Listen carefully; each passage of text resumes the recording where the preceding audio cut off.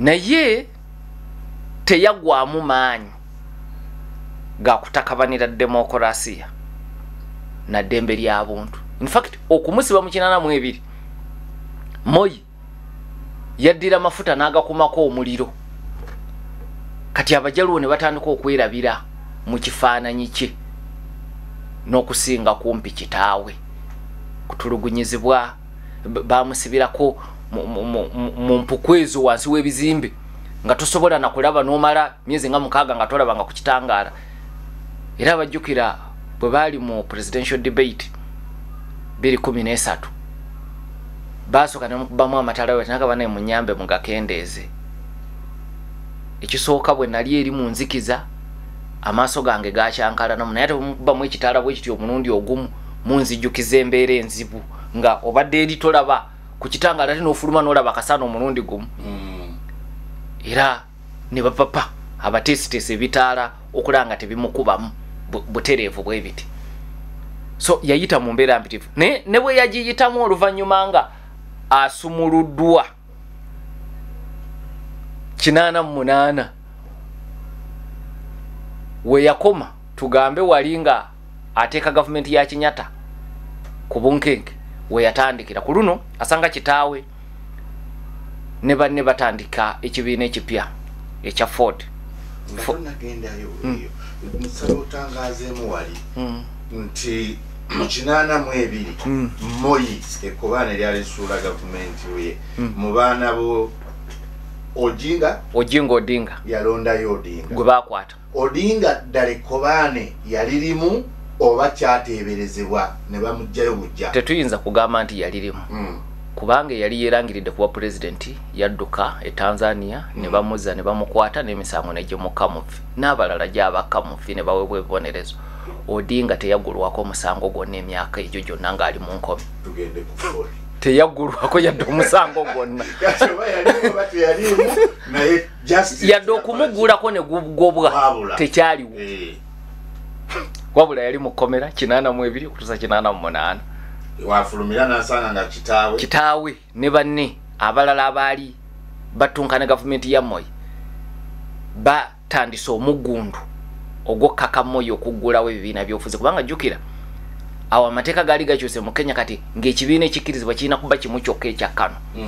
Kati bannabyabufuzi abaali tebakanya na Moi beegatta ne bakola ekisinde kye baayita Forum for the Restoration of Democracy in Kenya, Ford. Kakati ekisinde ekyo kyalimu abanene bangi.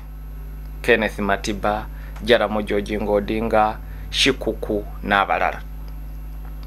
N'Odinga n'akyegattako era ne babeera mu kwegugunga okwa Sabasaba 1990 okwafukamiza gavumenti ya Moi. Kubanga bw'asiba abato abakulu bajaramogi ne babasibira awaka ba Kenneth Matiba be bayita bayanga tax ba Raila Odinga, Martha Karua, Charity Njiru, omugenzi Wangari Maathai yawangula ne Nobel Peace Prize yali omulwanzi w'obutonde bw'ensi ne bakoleeza. Professor Peter Anyang' Nyong'o, James Orengo, Governor kati w'Esiaya ne bakoleeza. Kenya n'ekwata omuliro. Moi nakkiriza naggulawo ebibiina by'obufuzi. Era olunaku olwo bannakenya balukuza buli mwaka 7 July 1990 kyekivaako ekigambo Saba Saba. 7 emirundi 2. So awo ne yeeyongera okufuuka ow'ettutumu era ebbugumo lyajjaawo lyamuwanguza constituency mu kulonda kwa 1992. Yawangula okukiikirira constituency ye Langata. Kati olwaleero eri mu constituency 2, Kibra ne Langata zombi edda ze zaakolanga Langata. Odinga gye yakulembera okumala emyaka 20. Naye ampuliriza waliwo kyesikulaze nti okulonda kwa 92 nga kubindabinda. Moi yatya nnyo ate ng'okutyako kwali kwa nsonga nti yali tasobola kuwangula baaludda aluvuganya.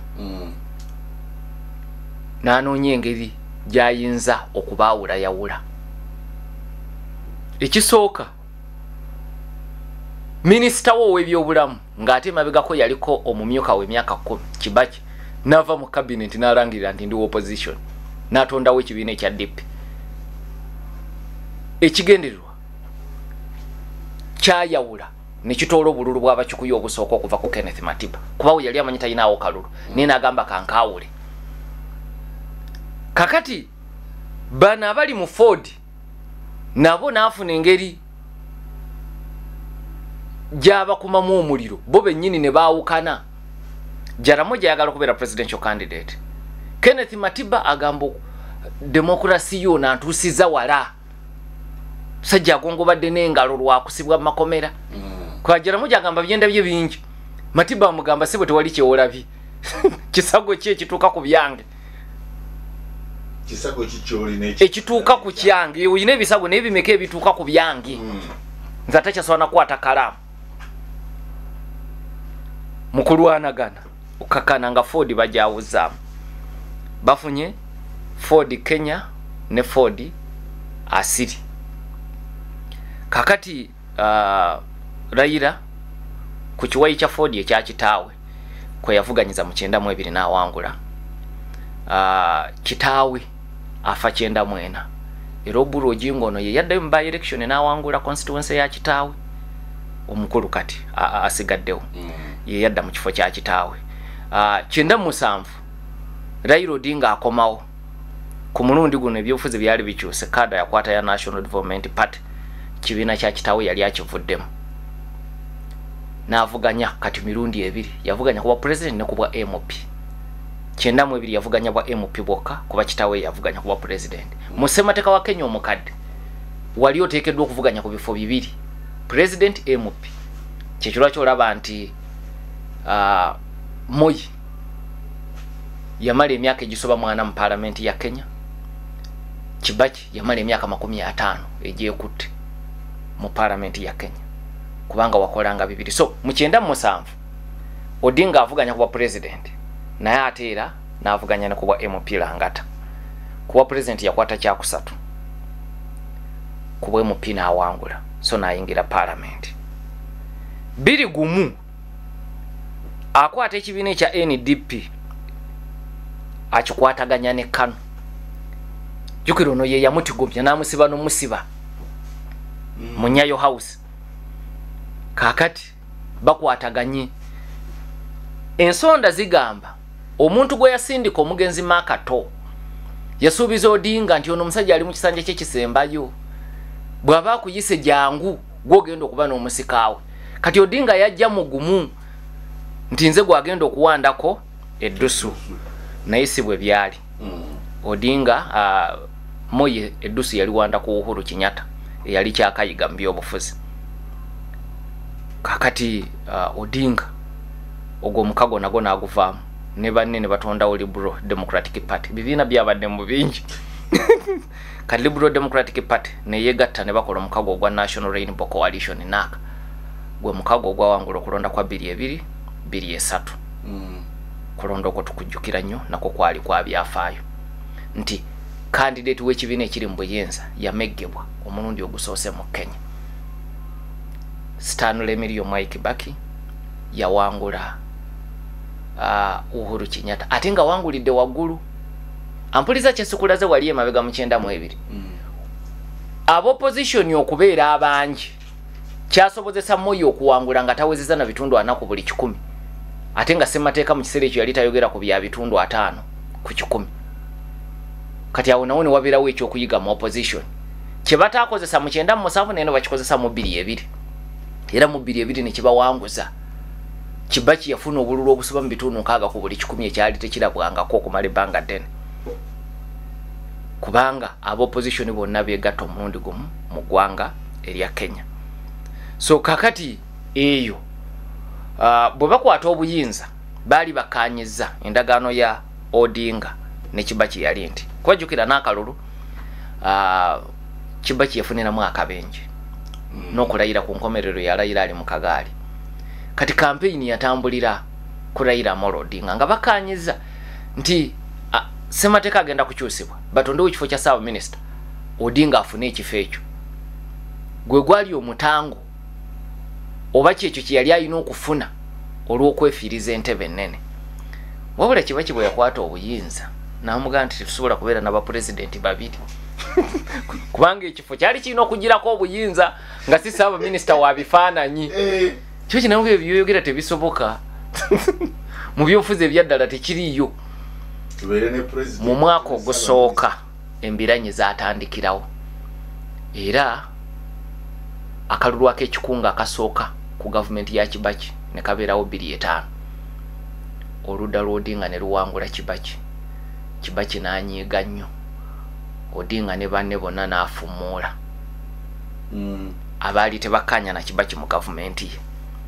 Kati mu busungu omucungwa gwe bakozesanga akabonero mu referendum ne guvaamu ekibiina ky'ebyobufuzi ekya Orange Democratic Movement. Naye ate era bwe kituuka kunoonya ani anaavuganya mu kulonda kwa 2007 mu ODM namwe ne mubeeramu obutakkaanya nga Stephen Kalonzo Musyoka agamba ayina enkizo okusinga ku Odinga. Ne bafunamu ODM Kenya ne ODM eya Raila Odinga. Kati nga kifaanaganako n'ekyali wali mu 92 Ford mu mbeera ya bulijjo ne mu nkola ennungamu kikyamu okukkiriza ebibiina bibiri nga bifaanaganyiza ddala amanyi Ford Kenya, Ford Asili, Ford People.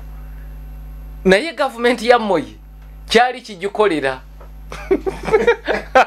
baga mu muwandiisi w'ebibiina by'obufuzi abo baleke ffe ekyo kitukolera. Kati na wano Kibaki yakibaranga kimukolera ODM Kenya ne ODM era ku nkomero kyamukolera kuba bwe bitabuka yeerayiza yayina okunoonya kuba opposition yani asobola okukolagana nange owa ODM Kenya yayanguwa mangu bwe bamusuubiza obwa Vice President Stephen Kalonzo Musyoka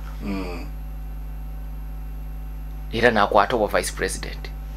Kati enteeseganya bwe zibaawo Raila Odinga kwe kujjanga Ssaabaminisita mu gavumenti eyo eya 2008 ebatuusa mu kulonda kwa 2013. Naye ku olwo Odinga ng'atambula ne William Ruto naye baatambulako katono nga bali wamu. Mu mwaka gumu ebiri baali bamaze okutabuka Ruto n'addamu n'akuba enkyukira. Jukira mu 2002 Ruto y'omu ku baminisita abatono abakkiriza okusigala ne Uhuru Moi gwe yali abalaze. Naye we batabukira 2007 Kenyatta asalawo okuwagira mu Kikuyu munne Mwai Kibaki. Ruto agamba nti apaana nze Moi teyakunkwasa kuwagira mulala yakunkwasa kuwagira gwe.